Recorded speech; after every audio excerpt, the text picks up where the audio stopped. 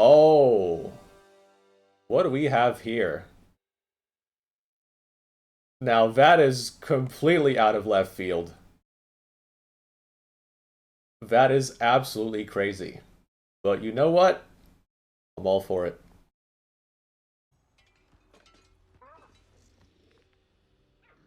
I think usually just PTA is the rune of choice on Volibear.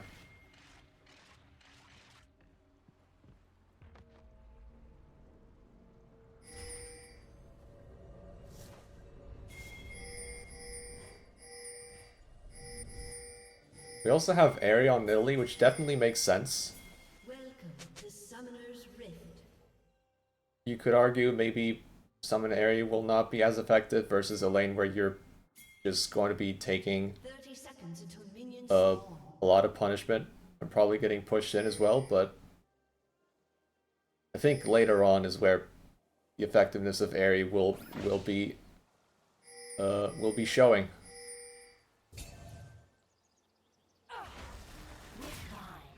That's right. Run. Guard was trying to catch someone unawares, just Minions have spawned. staying in Fog of War, trying to see if GGL was sleeping somewhere in Tribush, one of the bot lane members at least. Junie G takes some unnecessary harass before the laning phase even starts. And it was from Vanilli as well. Nilly's starting with Doran's Blade. This is honestly fascinating. I mean, I have to assume this will be AP Nidalee because it would just make more sense for the rest of this game, but we'll have to see how this goes. The level 1 trade goes in favor of T-Zums. Very nice getting that Q, the obliterate on the back end of that. And also getting the push at the same time.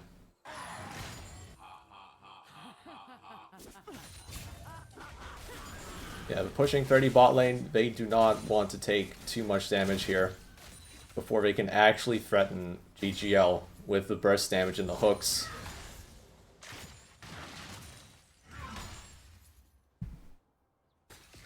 And as was predicted, both junglers will be pathing towards that bot lane, and that's where a lot of the action will be happening very soon, I imagine.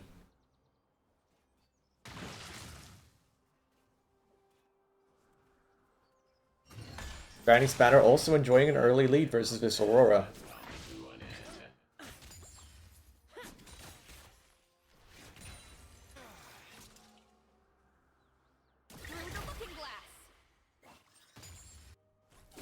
Looking at this one historically, Guard is playing his victorious Blitzcrank pick, so to speak. In Season 11, he came in on TY for a tutorial, and he was like the instrumental piece in that victory, or at least one of them. So this is definitely a champion where he feels super comfortable coming in. Now this is basically what is expected to happen. Pushing 30 bot lane will take some punishment in these short trades, though I am surprised that BGL are not pushing the lane a little bit, you know, a little bit more than they are right now. More so just trying to keep it in the middle. Oh, Mercutio showing his face mid lane, and he's going to force both summoners out of Granny Spatter. 4 minutes into this game.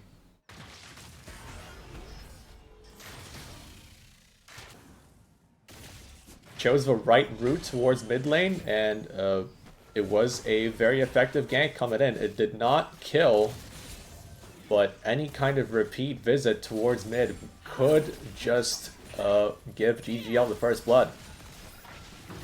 Well, Hook lands onto Oswald, but Oswald doesn't really have all of his abilities up. The Ignite will be used. Outlaw's running out of mana as well. So there's not a lot that can be done right now.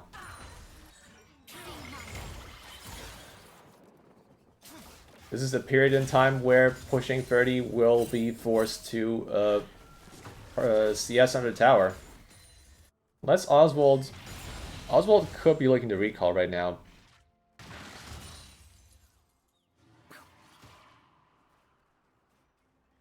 Especially if he's looking for that serrated Dirk back instead of the BF sword. But right now, not recalling yet. Maybe trying to bait pushing 30. Meanwhile, T-Zones will not fall to the Mikuskyo gank, but will most likely be forced to teleport.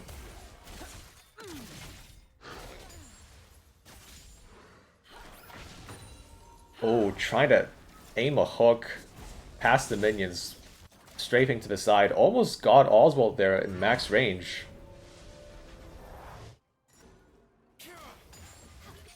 Honestly, some nerves on Oswald not flashing there. It did look like it would hit him. It was just outside of range. Now Cooper making his way towards bot again, but this is looking pretty obvious if you're GGL, and Oswald will just successfully fend off the attackers. Even dodges some abilities for good measure. That said, pushing 30, the difference in CS is honestly not that big, but right now Granny Spanner's in a world of hurt as the first blood goes to Mikuskyo, and just like that, GGL get their ban. Exactly what the doctor ordered, the repeat gank coming into mid after the summoners have been blown.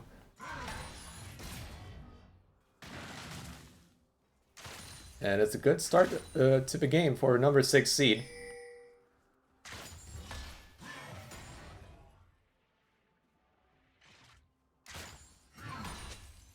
Junie G will definitely be a problem for the Unks team going later into this game.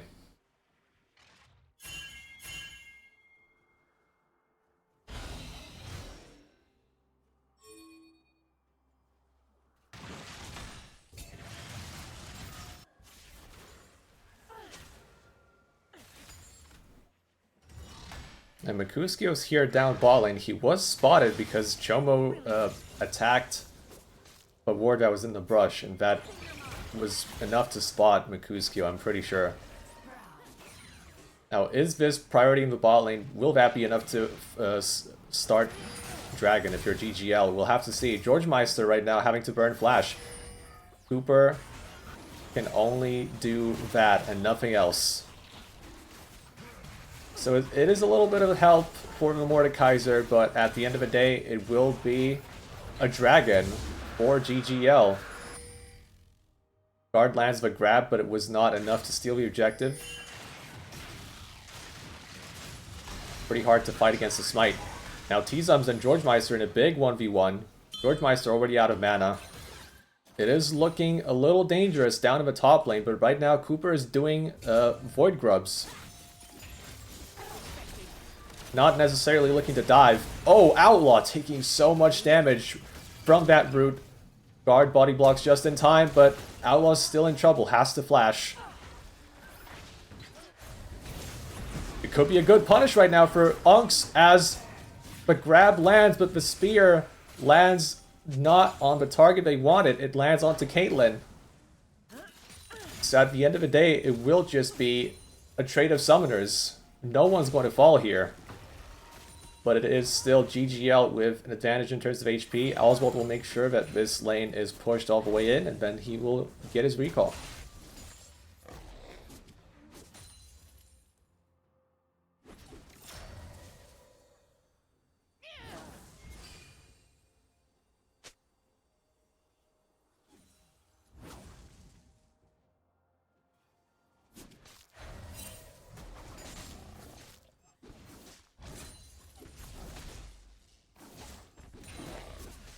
Looking at items, Oswald not necessarily opting for the collector path. More so worried about having the DPS later on. The later item spikes that will come in. With Lethal Tempo and Yuntal should be a lot of damage. Juniji dodges that, hook with his W, and he will be just fine. Oh, and Jody G also catches guard recalling in a spot where he shouldn't be recalling. And now Chomo in a bad spot too, invading on his own without the assistance of his team, and it is a trade of kills right now. As T-Zums trap George Meister in the Death Realm, I think his items should be superior to that of George Meister. The ultimate, it lands from the Urgot, but it does not matter. The stat check war is won by T-Zums, and now, once again, it's Mikuskyo fighting the enemy jungler, but Oswald was there to assist, turn everything around. As he still has red buff, he will be able to catch guard as the root lands from the trap. He just needs a single auto to finish off that kill. The javelin toss will not land either, and now Outlaw could just end up as another casualty, as Mikuskyo is here.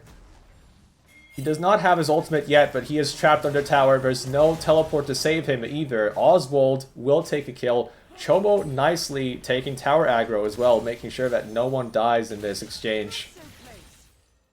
And GGL come out of this little sequence with a very, very strong Caitlyn.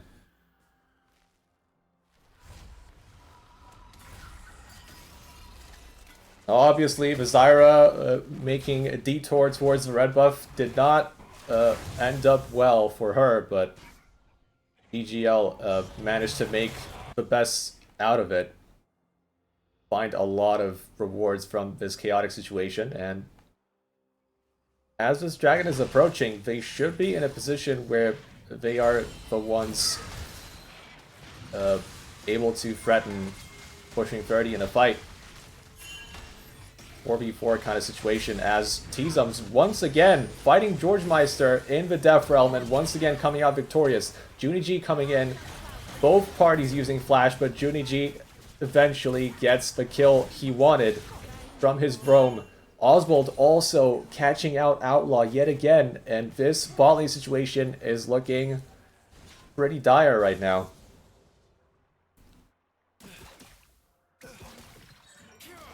The 2v2 kill coming right on time for the dragon. Right now, Mikuskyo is not really near the dragon whatsoever. He's more concerned just clearing his camps right now. Guess given the situation on the map, he's not really pressed for time. His bot lane is still very much pushing all the way in, getting a lot of harass down. Blitzcrank has no way out of this as he gets trapped out. Oh my god. Pushing 30, what is going on? Both Blitzcrank and the Nidalee got caught by the Caitlyn traps. The oldest trick in the book.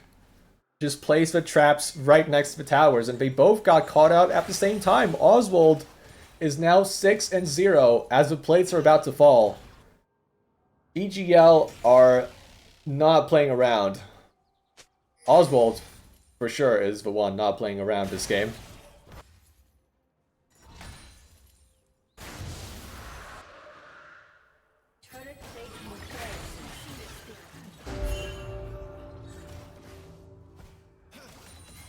What is this lead worth for pushing 30 in the top lane when the Caitlyn is so far ahead?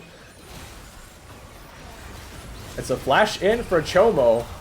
Granny Spanner committing to this kill, trying to get one back. He will get killed by Mikuskyo.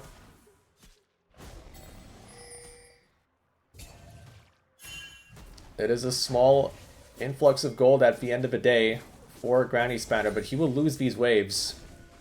So I think at the end of it all, it's not the best outcome for Unks. They will be very much reliant on Mr. Aphelios to win fights later, and right now they are so far behind the curve. GGL already have 2 dragons secured.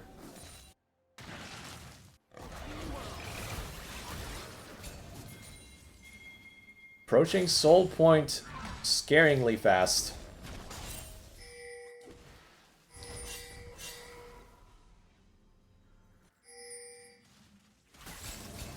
That was an interesting little maneuver. GGL was trying to go top lane, trying to punish T-Zums here. Going past the objective. T-Zums spotted the move in time, but this is still potentially another objective for GGL if they decide to go for it. They still have this really strong Caitlyn. All they really have to worry about right now is not getting caught out by any straight hook from Blitzcrank. So you don't want to wander into areas of vision where you don't have vision, and that is exactly what Mercutio just did. The Volibear will die first, but Oswald was putting out a lot of damage. So is Granny Spatter. 2 kills to start off this fight for Unks. It's a 5v3 right now as Judy G is... it's Oswald pulled in by T-Zums. Max range grip from the Mordekaiser. And just like that, GGL might have just made the game a little bit hard for themselves. I'm not going to say this is a complete turnaround for Unks, but it is a big deal. Winning a fight like this, Mordekaiser getting a shutdown. The gold situation is looking a lot better for Unks, but they will still have to worry about this 2-item spike that just came in for Caitlyn.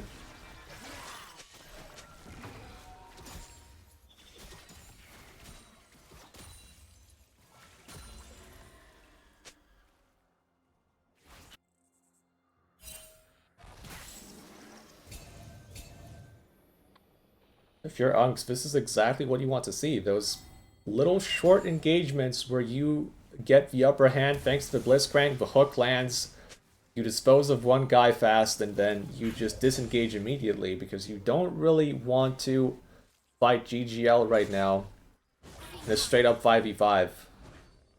You do have the Xin Zhao who can sort of help. Trying to buy time for the team. But right now, Blitz is straight onto Juni G. The Javelin Toss is an easy land as the Blitzcrank CC came in. But now, potentially, Unk's in a lot of trouble as it's now turned into a 2v2. Maybe even a 2v3. Outlaw trying to dodge skill shots. He jumps away from the Stranglethorns, but that damage combined from his Volibear and Zyra was more than enough.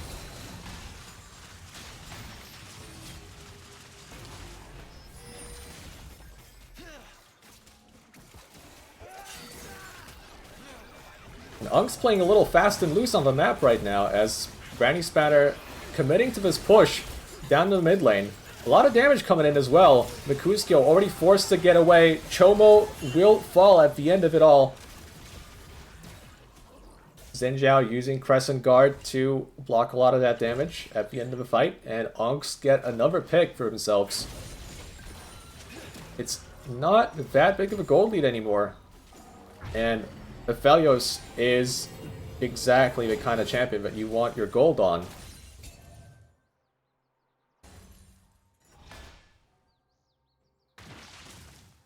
Now, looking at this dragon fight, it is a bit of a toss-up, but importantly, Granny Spatter is without his ultimate going into this fight.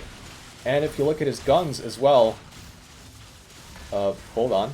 May have to hold that thought as it's another big 1v1 in the top lane, but it's George Meister this time who comes out victorious.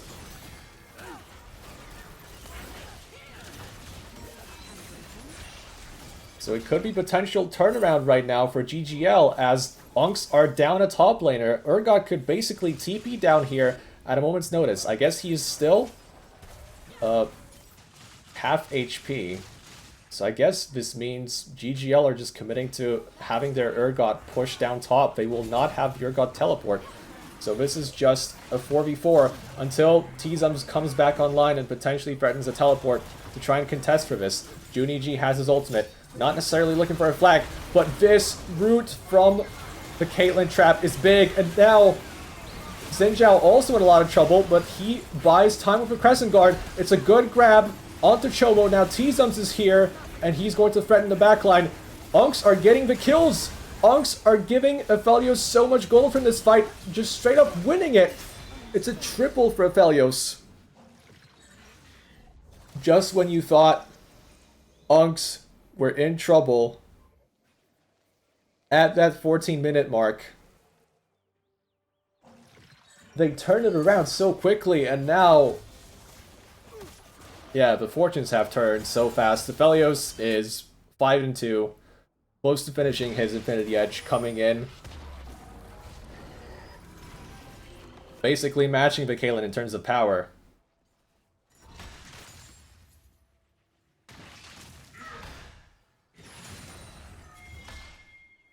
And this is really not how not how GGL wanted this team fight to go. I really wonder what would happen if GGL called for Urgot to recall and then TP to the fight, just to try and make sure that you keep the dragons stacked. You had this 5v4 advantage, but you didn't really make good use of it. Now the Atacon's on the table. Aphelios is 3 kills richer, and you're looking at a very difficult fight going into this next objective.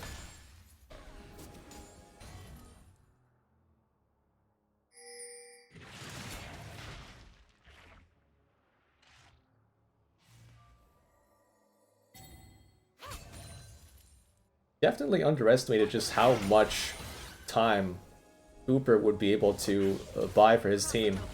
Oh, well, this is a problem for Johnny G. He is going to flash away, use his ultimate defensively as well. Now GGL in a lot of trouble as Mukuskio trying to help his teammate. He's not going to fall to the Ignite ticks, but GGL have no jungler on site, and they could be looking at a potential Atacon. I think Unks will try to threaten, maybe after they take this next kill, as Cooper comes in straight onto the Zyra, getting another kill for himself, but you have to remember this Caitlyn is still packing a lot of DPS. And it's a 1-for-1 trade right now. Cooper definitely committing too hard for his kill, and now it's trouble for Unks. Atacon's starting to hit. The debuff is starting to apply. Aphelios has white and green gun, but he will not survive for long enough. George Meister coming in with the TP, saving the situation a little bit, but now Oswald going in too far forward while he was low on HP, and it's complete chaos around this Atacon. T-Zums will be able to take the top lane tier 1 at the end of the day. So you could argue Unks are building up their gold lead here, but it is not without troubles here. You have to say, it's a little bit of a messy situation. Atacon is still alive as well.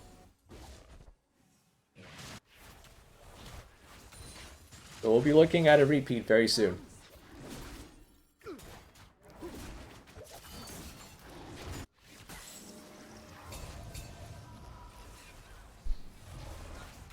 The Luden's Protobelt combo is also interesting on Italy.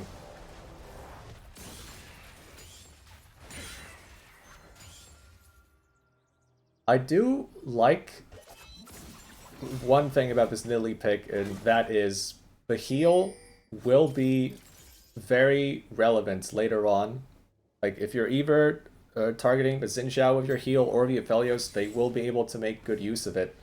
Not just the ability to survive longer with the HP increase, but also the attack speed buff that you get.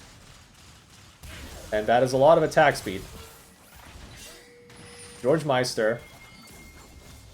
Glacial Augment is going to slow him down a bit, but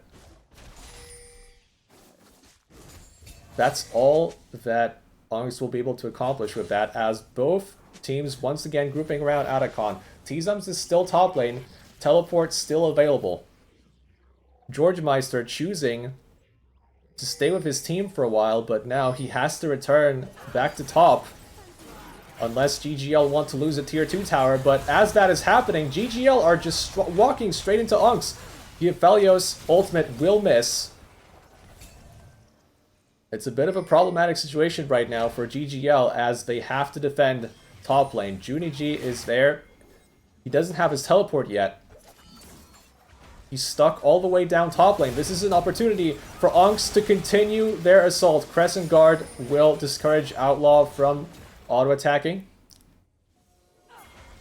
Unks maintain positioning down the river. T-Zums is also flanking. GGL in so much trouble they have to run away. they will have to sacrifice Mikuskyo. A really, really tough situation.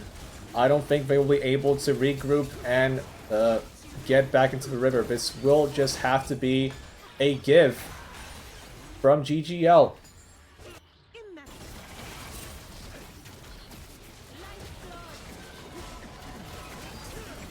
And it's straight into Atacon as well. Now GGL is trying to stop this from happening, but the grab will land onto Junie G. It does bring him closer to the enemy team, and he does get a lot of damage. As a result, Unks still get the Atacon. So all's well that ends well. It did look a little dangerous for a while there, but I guess Unks were just able to burst everyone down quickly enough, and just like that, they are very much in the driver's seat in this game 1.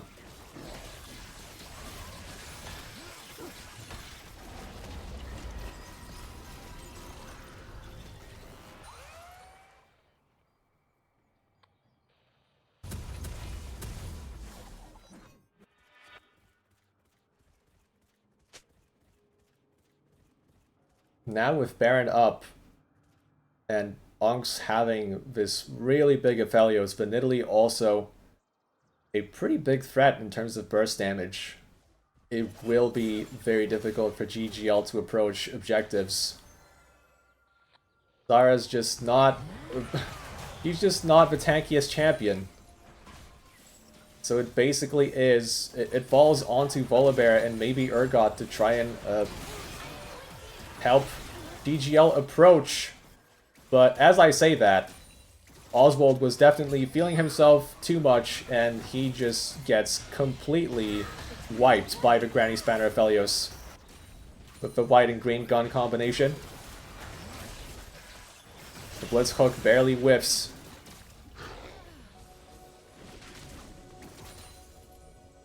But right now, this is Unks just dominating the top lane jungle. The top side jungle, that is. Coming in really deep. Guard actually trying to get a pick going. He won't be able to survive with the redemption. But now Unks are there to clean up the kills. Going straight onto Johnny G. He has no way of surviving that one. Granny Spanner survives the Urgot attack. Cooper's still in the base. He doesn't have Crescent Guard yet, but he's still really strong. Unks just straight up follow him into the fray. Unks is fighting inside of GGL's base and they just don't give a damn. The inhibitor will fall as well. So much confidence shown by Unks in this first game. Did not really get discouraged whatsoever by what happened in the early game. They just kept going. They executed their playstyle exactly how they meant to execute it, and now the Nexus is the only thing left, but not for long. Pushing 30, win the first game, and they are now at match point. Only one game away from winners semifinals. Unless Granny Spanner has a secret account with 150 games on Yasuo all of a sudden, but I don't think I don't really know of anything like that. It should be Swain mid. It should be Yasuo bot lane. It is also a Yorick Cho'Gath matchup.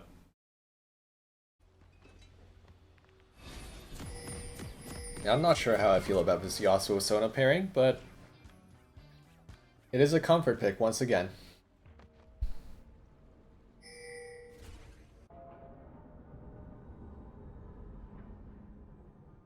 We'll see if GGL will be able to abuse the fact that they have a squishy support that they can try and bully around in the laning phase. Early moves from GGL trying to surprise Unks with a cheeky invade, but they won't be able to get much. They do get a ward on Raptor Camp. In response, it looks like Unks will be able to get some vision of their own as Outlaw is in position to place a ward. He's going to wait a little while. And he's going to place it right now. It is going to be spotted by Judy G, but it is not going to be cleared out. He does not have sweeper.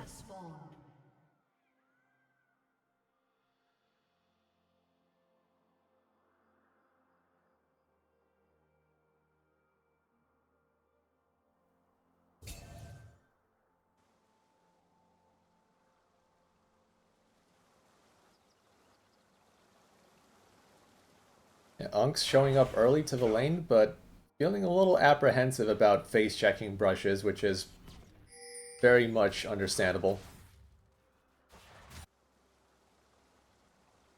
Chomo will be looking for those early trades from level 1 onwards, either onto the Yasuo or the Sona, and you just don't want to be caught up in the crossfire.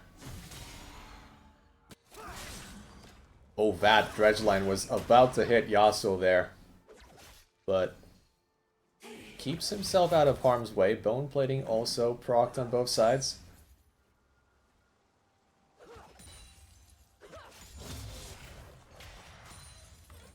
Just a standard slow push executed by GGL here. Crashing the first 2 waves, and Unks will just collect that without much of an issue. So there's not really a champion that can pressure all that hard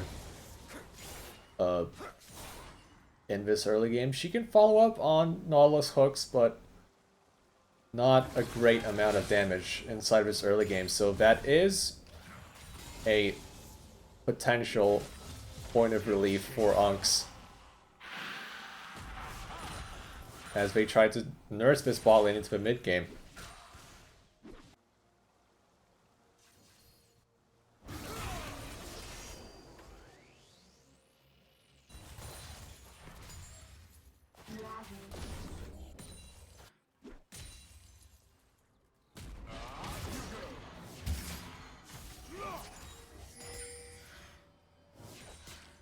Izums looks like he's doing just fine in the top lane.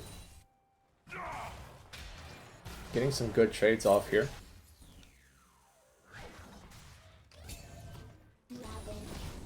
Now Granny Spanner is already feeling the hurt versus this Orianna, and she doesn't have Lost Chapter yet. So things might just get worse from here. As both junglers actually go for Skull Crabs on separate sides of the map. Cooper making his way towards mid, but Juniji has no interest of staying around.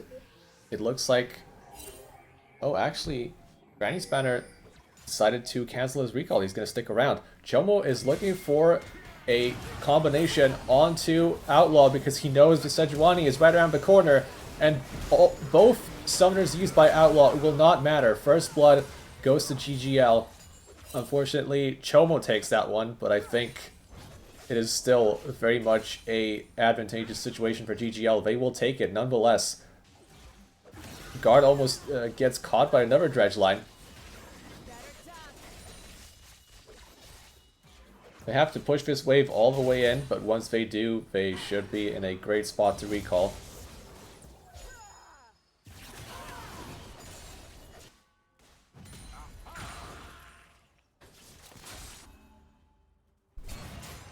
They rise, they fight, they rot. That said, we've seen that one in the first game. We saw bot lane get ahead. So we'll have to see just how disciplined can GGL stay in the mid game. If they get an early lead here, can they actually make sure that they don't just throw it away instantly?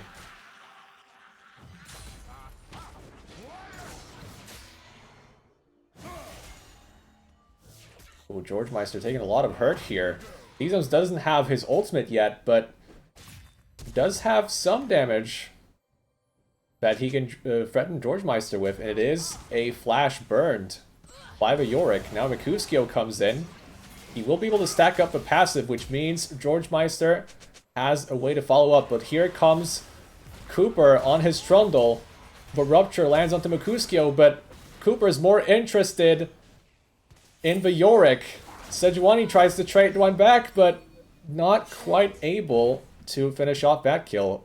Thankfully for GGL, Junie G was able to take advantage of his priority, and he saves his jungler in a pretty sticky spot.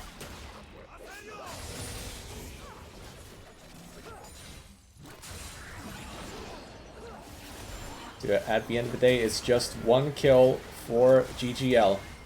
But they might just... sorry, for Unks. It could be a response here for GGL in the bot lane. A lot of damage onto Yasuo once again. And now Tizum's taking a lot of hurt because George Meister has secured level 6 before him. A classic case of taking advantage of the level up timers, and George Meister is now taking revenge for what happened in the first game. Now he's securing an early game lead of his own.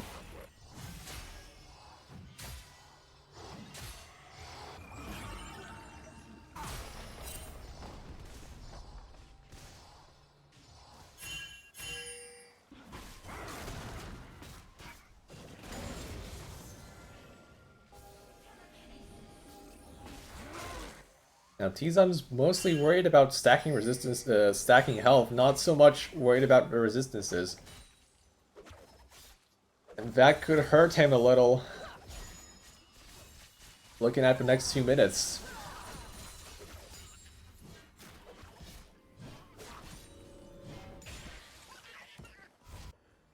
Both junglers in the vicinity, looking to pounce on either bot lane member here.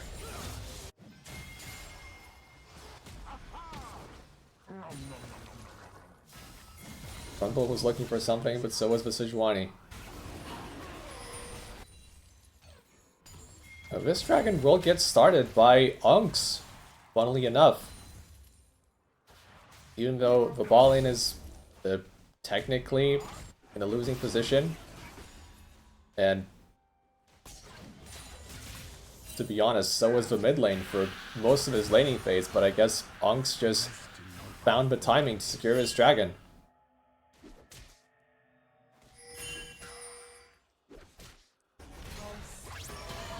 Now Johnny G in a lot of trouble as the CC chain lands straight on top of him. The pillar slows him as well, but there's just not enough damage left in the tank as now Granny Spanner caught in a shockwave.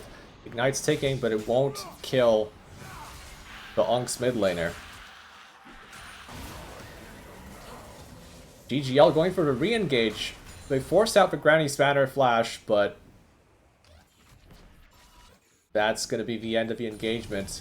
GGL still with a 1,000 gold lead. Approaching the 10-minute mark here.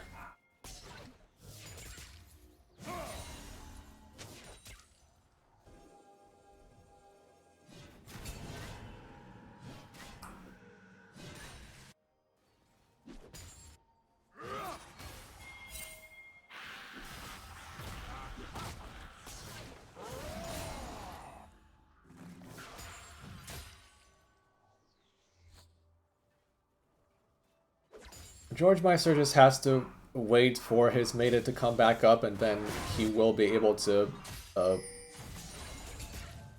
have an advantage inside of his matchup once again.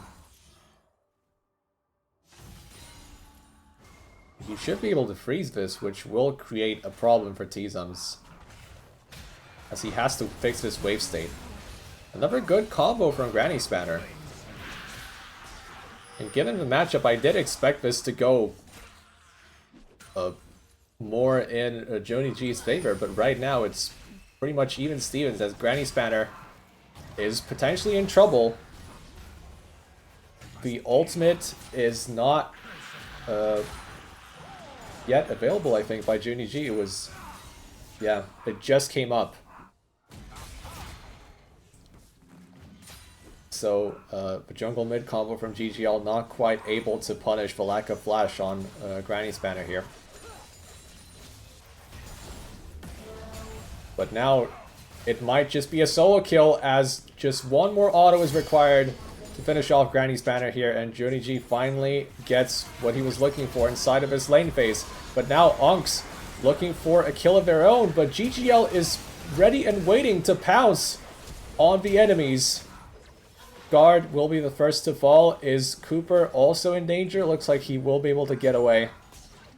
Just barely.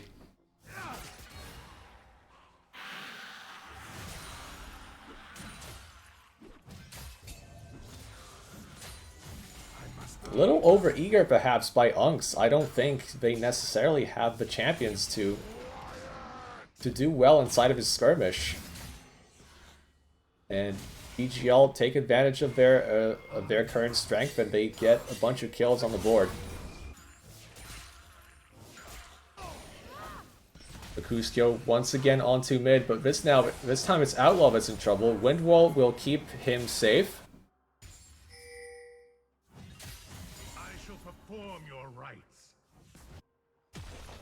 It's a bit of an early swap from Unks here, as the plates are still up. 12 minutes in. No tower has yet been taken.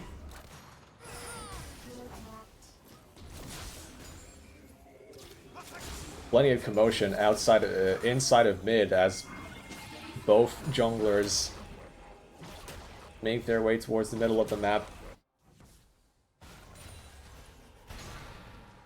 This next dragon is coming up soon.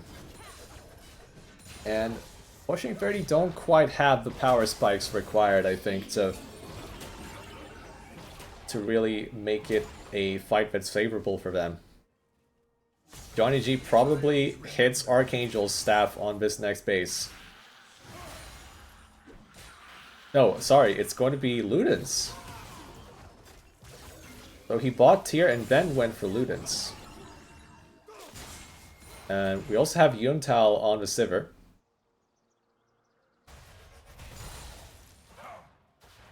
So that's a pretty big advantage in terms of power compared to the Berserker's Greaves and the Blade of a Ruined King components on the other side.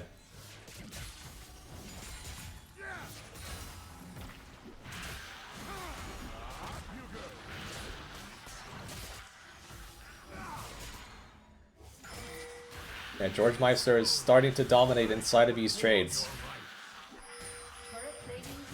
His Maiden's not even up yet, and he's already pushing T-Zones around a little bit. This Triforce spike is making a huge difference.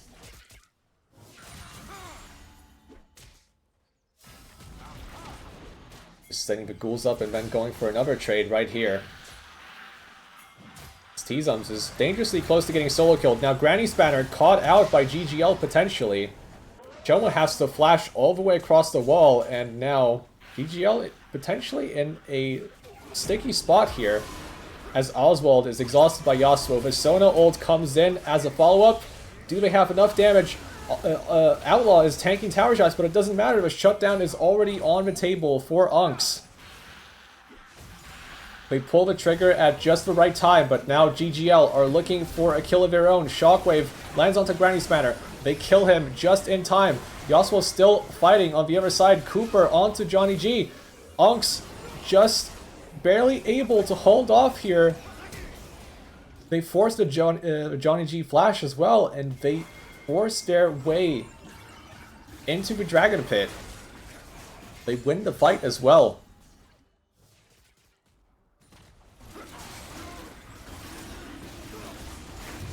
Really well executed across the board for Unks, even though they did not really have Yasuo at his full strength. They managed to make it work.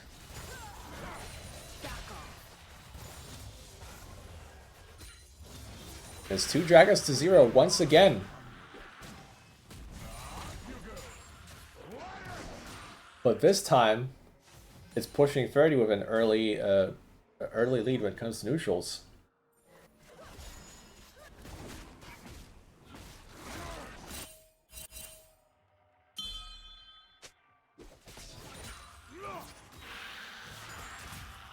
EGL did get the grubs on the other side, and it is relevant for them because they have this Yorick that will probably look to be a bit of a thorn in Unk's side in the side lane. But now it's a great depth charge from Chomo on the Nautilus. Granny Spanner right in the thick of things though, tanking up a lot of damage, healing as well. So much AoE damage from Granny Spanner, he gets one back, but at the end of the day, GGL are able to get two. Maybe even three, as T-Zum's now in a bit of a pickle, as his pathing is basically interrupted there, and he's... yeah, I don't think he's getting away from this situation. He has Flash, he will munch another minion before he eventually falls to the Yorick.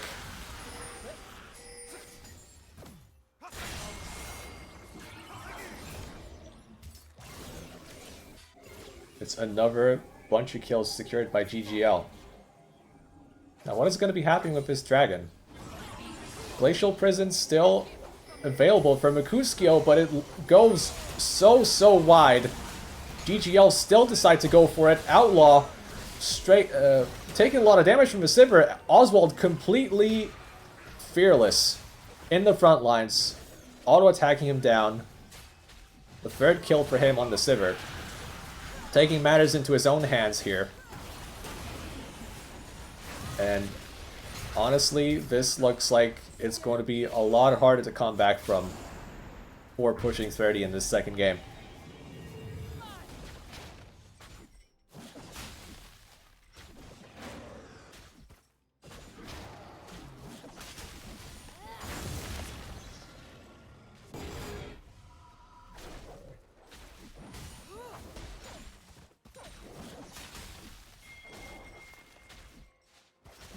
Swain has potential to be a menace later down the line.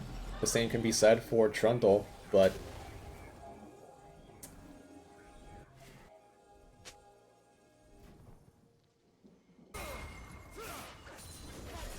it's just that the stability of these picks on GGL's side feels like it's just inevitable.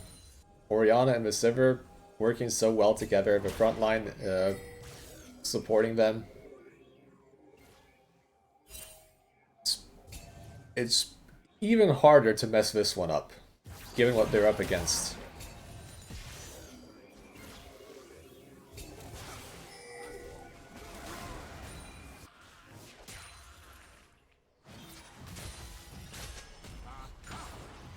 All that GGL really need to do from this point onward is just play around neutrals, play the front to back game, and just like that, they should be able to win fights consistently.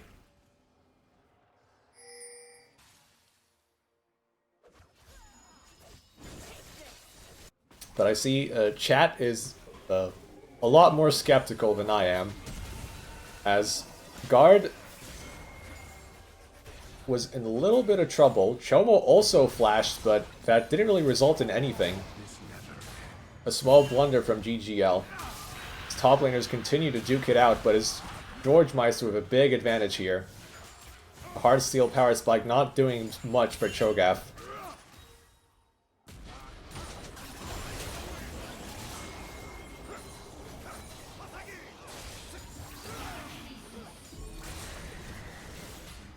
Onk's trying to secure river positioning, but they still have to worry about this top lane threat from the Yorick.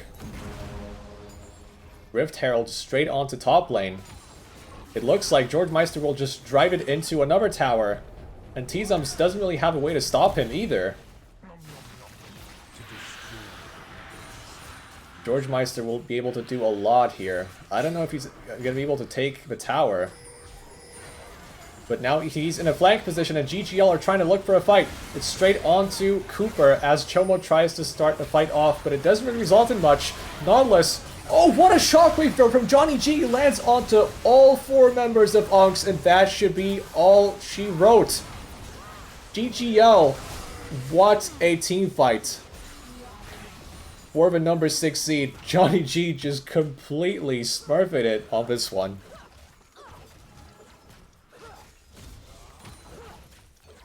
A super smooth teamfight victory, which feels weird given how it all started for GGL. The initiation was not great, but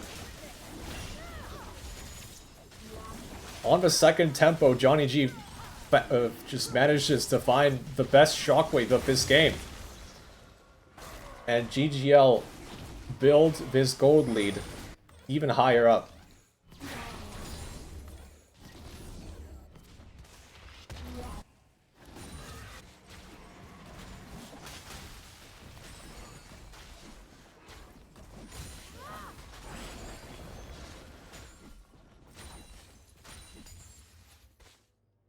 That's really intriguing. I mean, I don't think I see this Orianna build very often. The double lost chapter.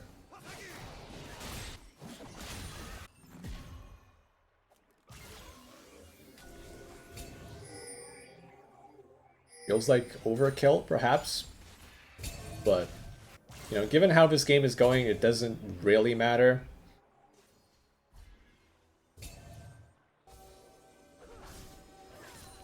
Also, the Zezak's Realm Spike on Sona.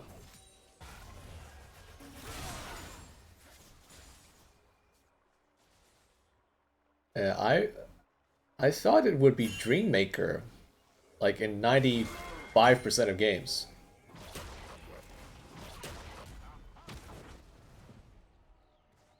Just because it's like a classic enchanter pick. Although I guess Sona can also go Bloodsong, but I don't know if that is the game for it.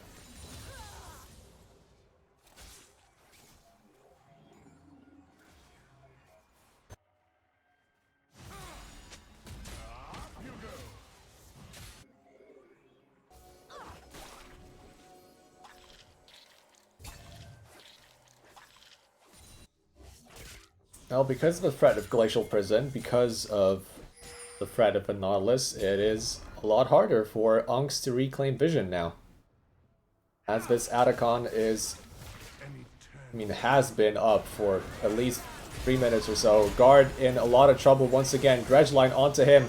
Is he going to stay alive? Ignite is ticking. It will not kill him. But GGL are starting to threaten this next objective, as they will now try to collapse onto T-Zums. He flashes early, respects the possibility of a collapse, but now there's nothing left to do for GGL than start this Atacon. But it looks like Pushing 30 are eager to contest. Outlaw in a bit of a weird spot as he makes his way out of the enemy jungle. GGL pull away from the Atacon, fearing the potential re-engage. But now, Unks are just saying, you know what? You stopped hitting this early, so we're just gonna take it. And they just take this objective without even having to fight for it. Now GGL, recognizing that it's a little bit of a weird situation, they try to re-engage, but they're not ready for re-engage. The Simmer's not even there for the fight. And Unks are just straight up winning it. Now Sivir's finally in, but she has to flash just to reposition, and it's a weird set of events that just transpired on the map, as the team that was firmly in the lead basically just give up Atacon for free. And Outlaw also taking care of mid-wave while that was all happening.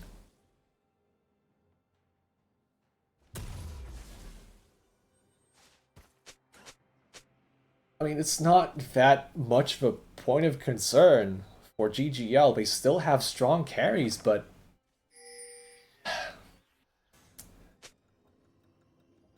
right now I am concerned, because that just straight up should not happen. I don't know how that is allowed to happen. I understand that you don't want to throw at Atacon. That Atacon is an objective that shreds your resistances like crazy. But I don't think you can approach that situation with as much fear as they had there. They just let Unks take the objective, and now Pushing 30 are straight onto the dragon.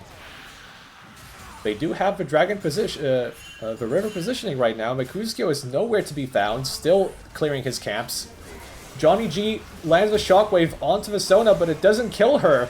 Now GGL once again in a rough spot as their support gets picked off. And all that all that Unks really had to spend for that is the Trundle ultimate. Now Mercutio is here. Is he going to try and go for his steal? He's approaching the pit, but he's going to decide against it. Pushing 30, just one dragon away from securing Hextech Soul inside of this game.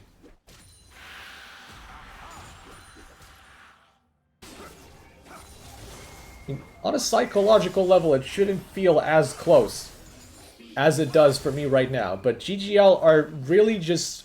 they let the foot off the gas right now, and actually they might have just let their hands off the steering wheel as well. They do have George Meister still in the side lane being a huge nuisance and easily being able to win this 1v1, but right now it's not really translating to enough leads on the map.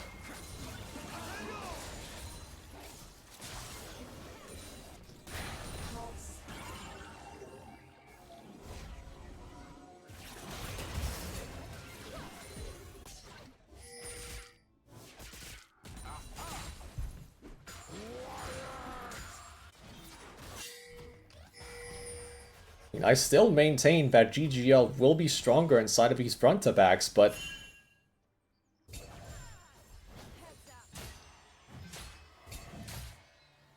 for a GGL teamfight win to happen, they first need to be in position and, you know, doing what every member's supposed, you know, should be doing what they're supposed to. Right now it's all a mess. And Unks are biding their time. Sona's getting stronger with every minute of this game.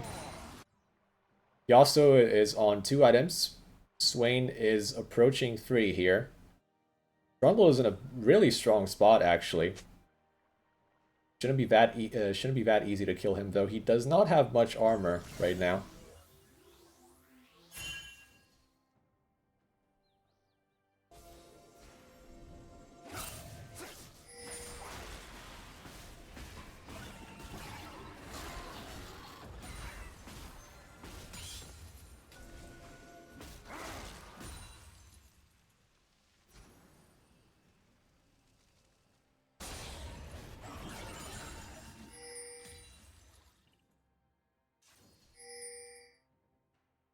This is quite a period inside of this game, as GGL are not really making a great effort to secure vision around Baron and deny vision for the enemy.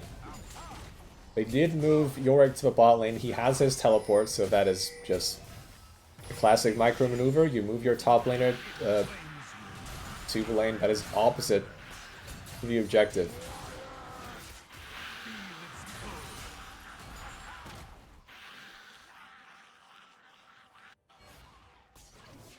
But right now, pushing 30, they have information on the Baron. Well, now GGL is clearing it out. Will that make Unks threatened enough to try and face check at least a little? Make Unks sweat, as now Outlaw is getting engaged on. The shockwave will hit Yasuo. It will kill him in the end. Johnny G gets the first kill of the fight, but Oswald, where is he right now? He has to flash away. In a lot of trouble as GGL is re-engaging with everything they have. Oswald really feeling himself at the end of that fight and basically using Flash in a situation where it didn't need to be used. And he might feel the consequences of that. Not even, you know, like, really, really soon. He might just feel the consequences of burning that Flash. As Soul, the fight for Hextech Soul is about to begin. Baron is still on the table as well.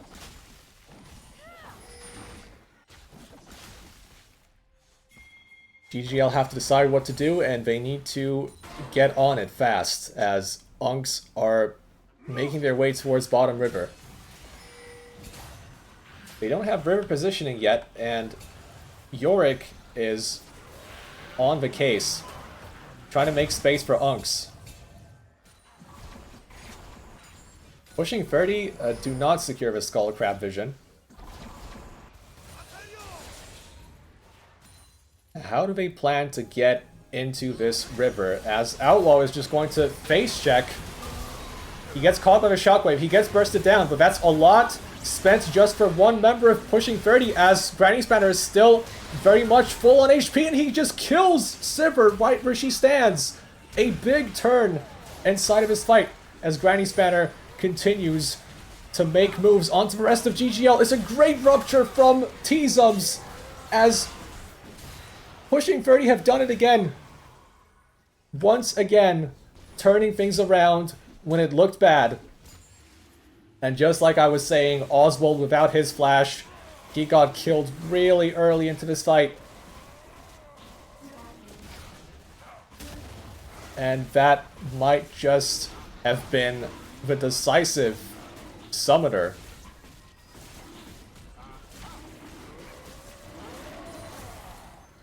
Hextech Drake and Hextech Soul for Pushing 30.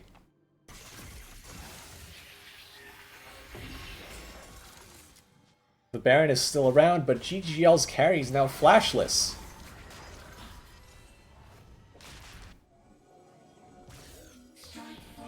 Uh-oh. Guard does not want to meet Orianna inside of your own jungle, and it is a good pickoff for GGL as they will go straight onto Baron Nashor. Bit of an oopsie for Unks as they now have to respond to this immediately. The Baron is going down really fast. Cooper doesn't have flash. He can't get into the pit.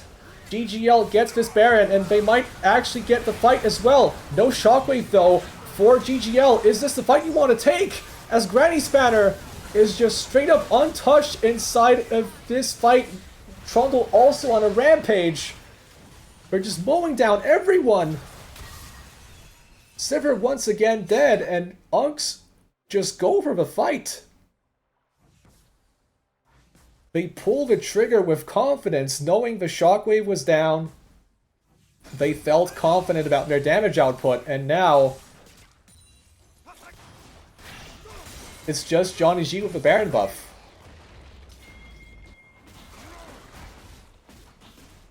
As structures all across the map are starting to fall apart.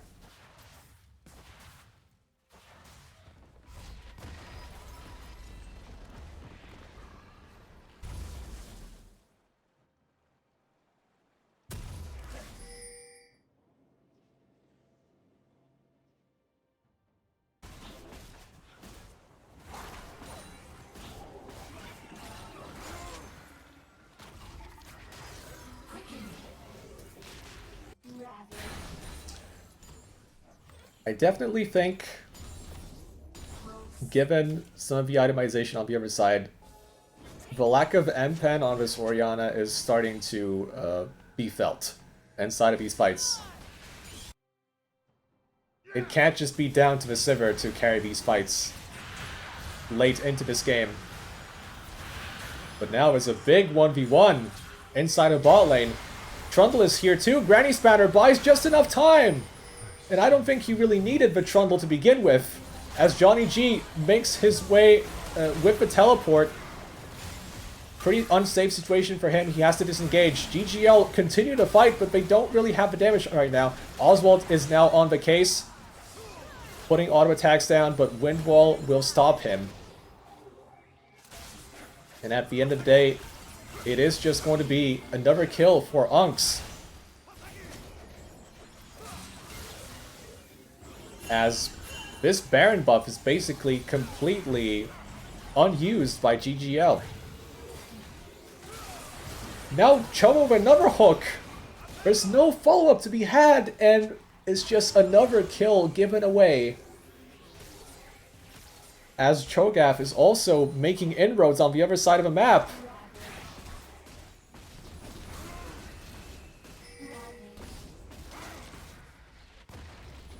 It feels like Unks is the team with the Baron buff, but that is not actually the case. It was GGL who took the Baron for themselves, but Unks just playing like they had the power spike all along.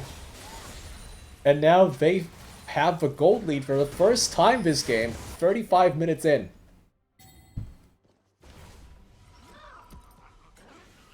Just simply more composed, more disciplined this series. Simply just a better team, despite what happened earlier in this game. It doesn't really matter. Onks always find a way to make it work inside of these fights.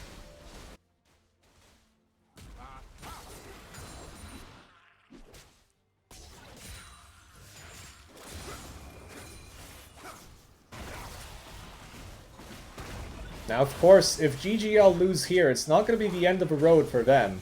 There's still a losers bracket, but you will be kicking yourself after losing a series in this fashion, if it actually comes to that, if Unks does secure a 2-0, because it's not yet a done deal. The Elder fight is going to be coming up soon, and Joni G now finally has Void Staff. So these important items are coming in for GGL. They still have the teamfight power.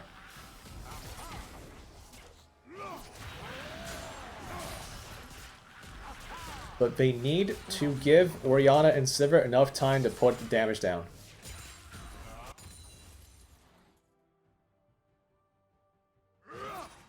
The GGL backline has to remain safe for a long time in order for this fight to go GGL's way, as the hook actually whiffs, but Guard is basically dead. Still alive though. Swain is in the thick of things, threatening the backline. I guess it doesn't matter. Cooper and Granny Spanner, the Trundle and the Swain, are simply too much for Unks to deal with. It doesn't matter how the fight starts. Unks simply continue to push forward, taking no prisoners. Yorick will be the next to fall, most likely, as the slows continue to be procced. The Hextech Soul, so problematic for GGL, they can't even disengage. They're just getting straight up run down by this pushing 30 team.